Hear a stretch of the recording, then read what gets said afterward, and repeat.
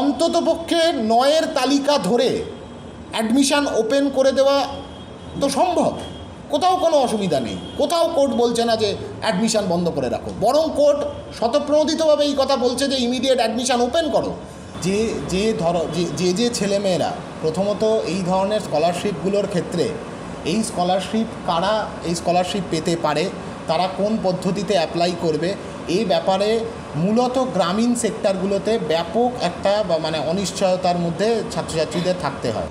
2010 পরবর্তী সার্টিফিকেটে OBC A বির এই বিভাজন তৈরি করা হয়েছিল, কিন্তু সেই সার্টিফিকেটগুলোতেও কাস্ট মেনশন আছে, ঠিক যা 2009-এর তালিকাতেও যে কাস্ট মেনশন ছিল। তাই 10 পরবর্তী সার্টিফিকেটগুলো থেকে সেই কাস্ট মেনশন দিয়েই ভ্যালিড এবং ইনভ্যালিড চিহ্নিত করা সম্ভব। তাই সেই প্রক্রিয়াকে কাজে লাগিয়ে অন্ততপক্ষে 9-এর তালিকা ধরে অ্যাডমিশান ওপেন করে দেওয়া তো সম্ভব, কোথাও কোনো অসুবিধা নেই। কোথাও কোর্ট বলছে না যে অ্যাডমিশান বন্ধ করে রাখো, বরং কোর্ট স্বতঃপ্রণোদিতভাবে এই কথা বলছে যে ইমিডিয়েট অ্যাডমিশান ওপেন করো। কিন্তু সরকার তার প্রশাসনিক ব্যর্থতাকে ঢাকবার জন্য এই অ্যাডমিশান পোর্টালগুলোকে এবং একই সাথে একাদশ শ্রেণীর অ্যাডমিশানকে মেধা তালিকাকে আটকে রেখে দিয়েছে। 7% যা আগে ছিল 2009-এর তালিকা অনুযায়ী, সেইটুকু সংরক্ষণের সুযোগ সুবিধা এই সমস্তটাকে অক্ষুণ্ণ রেখেই তো অ্যাডমিশন শুরু করে দেওয়া যায়, এবং পরবর্তীতে 30% 40% সিট তো এমনি ফাঁকা থাকছে প্রত্যেক বছর। আর এক ধাপে পরবর্তীতে কোর্টের নির্দেশ কি আসে, সেই রাস্তা খোলা রেখেই যাতে একজনও সংরক্ষণের অধিকার প্রাপ্ত ছেলেমেয়ে তারা যাতে তাদের অধিকার থেকে বঞ্চিত না হয়, সেই রাস্তা খোলা রেখেই তো অন্ততপক্ষে প্রথম ধাপের অ্যাডমিশন প্রক্রিয়া শুরু করে দেওয়াই যায়। কিন্তু সরকারের সেই সদিচ্ছা নেই। কোর্ট এই কথা বলেই দিয়েছে যে 2009 সালের যে তালিকা, সেই তালিকার মধ্যে স্বচ্ছতা আছে, সেই তালিকার মধ্যে কোথাও কোনো অস্বচ্ছতা নেই। তাই তার সার্টিফিকেট যদি সেই 2009 সালের তালিকার অন্তর্ভুক্ত থাকে, তাহলে তার এই সমস্যায় পড়ার কোনো কথাই নয়, এক নম্বর। দ্বিতীয়ত 10 পরবর্তী যে তালিকাগুলো বা এই তৃণমূল সরকারের আমলের যে তালিকা, যে তালিকাকে কেন্দ্র করে যে সার্টিফিকেট দুর্নীতি বলা যেতে পারে, যেটাকে আবার একটা নতুন প্রতারণা যা সংগঠিত করেছিল এই রাজ্যের সরকার, সেই তালিকাকে কেন্দ্র করেও সেই তালিকায় কাস্ট মেনশনের জায়গা আছে। এই 2009 সালের তালিকাতেও কাস্ট মেনশনের জায়গা ছিল।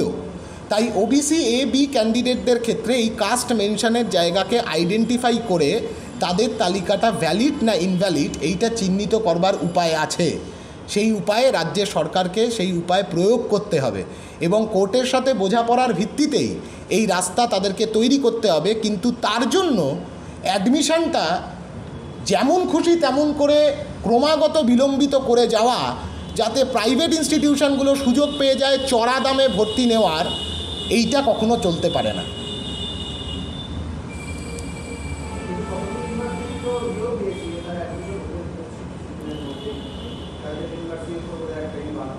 হ্যাঁ, কিন্তু তারা বারংবার এই কথাটাই বলে যাচ্ছে যে যতক্ষণ না পর্যন্ত সরকারের কোনো নির্দিষ্ট নির্দেশিকা আসছে ততক্ষণ তারা যে এই অ্যাডমিশন প্রক্রিয়া এগোনোর দিকে যেতে পারবে না।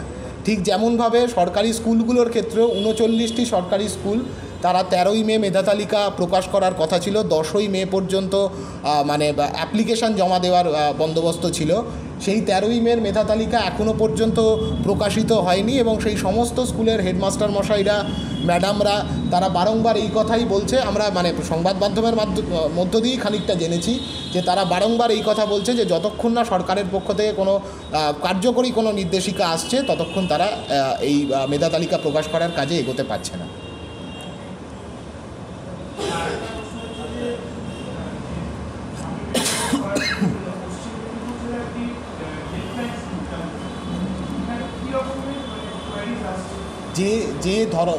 যে ছেলেমেয়েরা প্রথমত এই ধরনের স্কলারশিপগুলোর ক্ষেত্রে এই স্কলারশিপ কারা এই স্কলারশিপ পেতে পারে, তারা কোন পদ্ধতিতে অ্যাপ্লাই করবে, এই ব্যাপারে মূলত গ্রামীণ সেক্টরগুলোতে ব্যাপক একটা অনিশ্চয়তার মধ্যে ছাত্রছাত্রীদের থাকতে হয়। সরকার ওই দুয়ারে সরকার করছে, দুয়ারে গিয়ে বা কত রকমের দুর্নীতি করা যায়, দুয়ারে দুর্নীতি সেরে নিয়ে চলে আসছে, কিন্তু দুয়ারে পৌঁছে ছাত্রছাত্রীদের কাছে এইটা সঠিক বার্তাগুলো দিতে পারছে না যে কিভাবে তারা অ্যাপ্লাই করবে, কিভাবে তারা এই স্কলারশিপের বা নানা ধরনের স্টাইপেন্ডগুলো সুযোগ সুবিধা পাবে, এলিজিবিলিটি ক্রাইটেরিয়াগুলো কী কী, এইগুলো সম্পর্কে প্রচণ্ড ধোঁয়াশা আছে। এই ধোঁয়াশাগুলোর মানে এই ডাউট ক্লিয়ারিংয়ের জন্য পশ্চিম মেদিনীপুর সহ রাজ্যের নানান জায়গাতে এই ধরনের হেল্পলাইন শুরু করা হয়েছে এসএফআইয়ের পক্ষ থেকে। স্কলারশিপ স্টাইপেন্ড সম্পর্কে যে কোনো ধোঁয়াশা, সেই ধোঁয়াশা যাতে এই ডাউট ক্লিয়ারিংটা করতে পারে ছাত্রছাত্রীরা সেই হেল্পলাইনগুলোর সাথে যোগাযোগ করে। কিন্তু প্রশ্নটা হচ্ছে এই সমস্ত ডাউট ক্লিয়ার হওয়ার পরেও যে বড় ডাউটটা থেকে যাচ্ছে যে এই স্কলারশিপের টাকাগুলো কেন মাসের পর মাস ধরে ছাত্রছাত্রীদের হাতে পৌঁছচ্ছে না। তাহলে কি এই টাকাগুলো অন্য কোনো মারফত অন্য কারোর হাতে পৌঁছে যাচ্ছে? এর উত্তর রাজ্যের সরকারকে দিতে হবে। সরকার তার সমস্ত রকমের মানে চূড়ান্ত অসভ্যতা এবং অমানবিকতার দৃষ্টান্ত প্রেসিডেন্স তৈরি করেছে এই রাজ্যের বুকে। যোগ্য শিক্ষকরা তাদেরকে লাঠিপেটা করা হয়েছে, তাদের শরীর থেকে রক্ত ঝরেছে। যোগ্য শিক্ষক যারা কয়েকদিন আগে পর্যন্ত স্কুলে সমাজ গড়ার কারিগর হিসেবে কাজ করছিল, তাদেরকে এখন দিন রাত ঝড় জল বৃষ্টি প্রখর রৌদ্র সব মাথায় নিয়ে তাদেরকে রাস্তায় বসে থাকতে হচ্ছে। এর থেকে খারাপ রাজ্যের শিক্ষা ব্যবস্থার জন্য আর কিছু হতে পারে না। এর ফলে যে অসুবিধার মধ্যে পড়তে হচ্ছে, এই যে সরকারি স্কুলগুলো, সরকারি অনুদানপ্রাপ্ত স্কুলগুলো, এই স্কুলগুলোতে সাবজেক্ট টিচার প্রতিদিন কমতে থাকছে। এমন নিদর্শন আছে, বীরভূম জেলার একাধিক ব্লকে আমরা সার্ভে করে দেখেছি, এক একটি স্কুলে মাত্র 2 জন করে subject teacher. High school Bangla এবং ইতিহাস এই দুটো সাবজেক্টের টিচার আছে, আর কোনো সাবজেক্টের টিচার নেই। হয় মানে শিক্ষকহীন, নিয়োগ হয়নি, অথবা যারা নিযুক্ত হয়েছিলেন তারা এই 26,000-এর প্যানেলের মধ্যে রয়েছেন। এই স্কুলগুলো এরপর উঠে যাওয়ার উপক্রম হবে শিক্ষকের অভাবে, এবং ন্যাচারালি ছাত্রছাত্রীরা তারা আগ্রহ হারাবে এই স্কুলগুলোতে ভর্তি হওয়ার প্রশ্নে। অতএব ড্রপ আউট সমস্যাটা এখন আর কেবলমাত্র ছাত্রছাত্রীদের ড্রপ আউটের মধ্যে আটকে নেই। ছাত্ররাও ড্রপ আউট, শিক্ষকরাও ড্রপ আউট এই রাজ্যের সরকারের কারণে, এই রাজ্যের সরকারের অপদার্থতার কারণে, অমানবিকতার কারণে।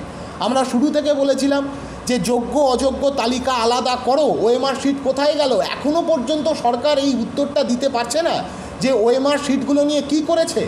22 লক্ষ ওএমআর শিট নিয়ে কি ঝালমুড়ির ঠোঙা বানালো নাকি? যদি ঝালমুড়ির ঠোঙা বানিয়েই থাকে তাহলে কোন ঝালমুড়ি বিক্রেতার কাছে সেই ঠোঙা বেচেছে তা খুঁজে নিয়ে আসুক। সরকার সমস্ত রকম রাস্তা বন্ধ করে দিচ্ছে এই রাজ্যের লেখাপড়ার ব্যবস্থাকে এগোনোর। এই রকম একটা অবস্থায় দাঁড়িয়ে আমরা এর আগেও আহ্বান জানিয়েছি, আমরা ক্রমাগত এই লড়াইতে যোগ্য শিক্ষকদের পাশে আছি, তাদের সাথে আছি, তাদের সংগতি জানাই। এই সময়টা দাবি করে ছাত্র, শিক্ষক, অভিভাবক তাদের ঐক্যবদ্ধ লড়াইয়ের। লেখাপড়াকে বাঁচানোর লড়াই এটা, যোগ্য শিক্ষকদের স্কুলে ফেরানোর লড়াই, ড্রপ আউট হওয়া ছাত্রদের স্কুলে ফেরানোর লড়াই।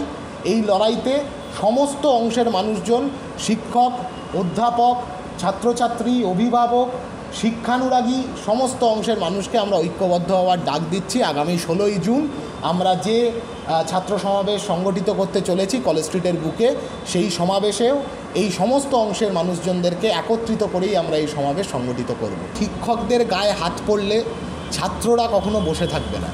শিক্ষকদের পেটানোটা যদি রাজ্যের সরকারের নিয়মে পরিণত হয়, তাহলে ছাত্ররাও তারা বেনিয়মের রাস্তাতেই হাঁটবে, এবং তারপর থেকেই গোটা রাজ্যের সমস্ত জেলায় বিক্ষোভ, মিছিল, মিটিং এই সমস্ত কিছু সংগঠিত হয়েছে যোগ্য শিক্ষকদের স্কুলে ফেরানোর দাবি নিয়ে, এবং সেটা অব্যাহত থাকবে যতদিন না ড্রপ আউট হওয়া ছাত্রছাত্রীরা এবং ড্রপ আউট হওয়া শিক্ষকরা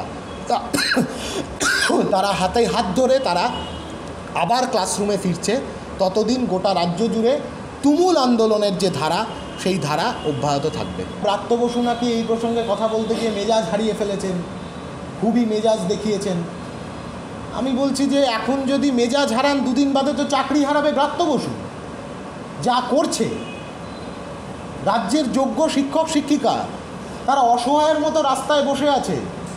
হাইকোর্ট কেন বলবে? এই ধরনের ব্যবস্থা তো রাজ্যের সরকারের প্রশাসনের করে দেওয়া উচিত ছিল। বায়ো টয়লেটের ব্যবস্থা রাজ্যের প্রশাসনের করে দেওয়া উচিত ছিল না? তাদের মাথার ওপর ছাউনি করে দেওয়ার বন্দোবস্ত রাজ্যের প্রশাসনের করে দেওয়া উচিত ছিল না? আন্দোলন করবে শিক্ষকরা তাদের ন্যায্য দাবি নিয়ে, তাদের ন্যায্য অধিকারের ভিত্তিতে, এটাই তো স্বাভাবিক।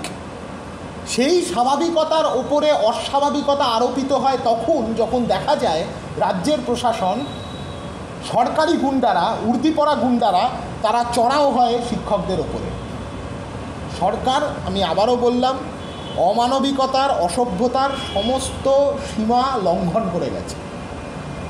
এখনো পর্যন্ত শিক্ষকরা তাদের ভরসা, তাদের আস্থা তারা রেখেছে, সেই কারণেই তারা একটা চরম সময়সীমা দিয়েছে।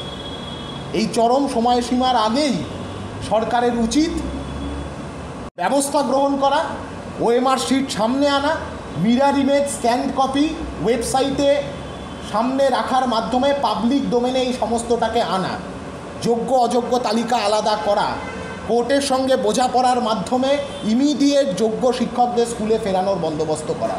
এর সমাধান কখনো ভাতা নয়। এই ভিডিওটিকে লাইক করুন, আপনার গুরুত্বপূর্ণ মতামত কমেন্টের মাধ্যমে আমাদের জানান এবং আমাদের চ্যানেলের ভিডিও সবার আগে দেখার জন্য ইউটিউবে গণশক্তিকে সাবস্ক্রাইব করুন, ফেসবুকে ফলো করুন এবং শেয়ার করুন আপনার পরিচিতদের মধ্যে। আমাদের চ্যানেলে আপলোড হওয়া ভিডিও নোটিফিকেশন পেতে বেল আইকনটি ক্লিক করতে ভুলবেন না।